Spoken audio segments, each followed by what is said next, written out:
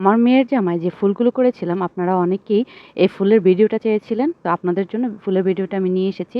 দেখুন আমি ফুলগুলো করার জন্য কিন্তু একটা গোল বৃত্ত করে নিয়েছি। আর এই বৃত্তটা আমি করেছিলাম আমার বাচ্চার ওষুধ খাওয়ানোর যে একটা কাপ থাকে সেই কাপটা দিয়ে আমি করেছিলাম। ওই বৃত্তের মধ্যে যে মাঝখানে আমি এখন যে কাজটা করছি, এই বৃত্তটাকে বের করার জন্য আমি যোগ চিহ্নর মতো ১ম এ দিয়েছি। তারপরে হচ্ছে মাঝের গোলটা বৃত্তটাকে আমি এঁকেছি। তো এই বৃত্তটাকে আমি গিট সেলাই দিয়ে মানে ভরাট করব, ওই যে সাথের ফুলগুলো দেখে বুঝতে পারবেন। এটা একটা সূর্যমুখীর মতো হবে ফুলটা। মাঝখানে কালো সুতা দিয়ে করছি যেন এগুলা সূর্যমুখীর বিচিটার মতো মনে হয়।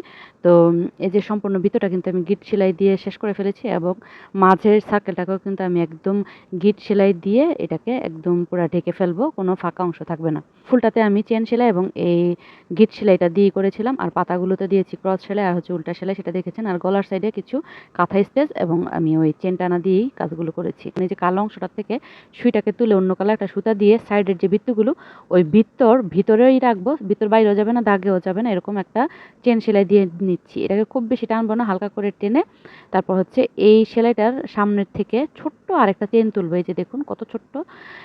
এই ছোট চেনটা দিলে হচ্ছে কি বড় যে চেনটা সেটা লক হয়ে যায়, এটা নড়াচড়া করে না।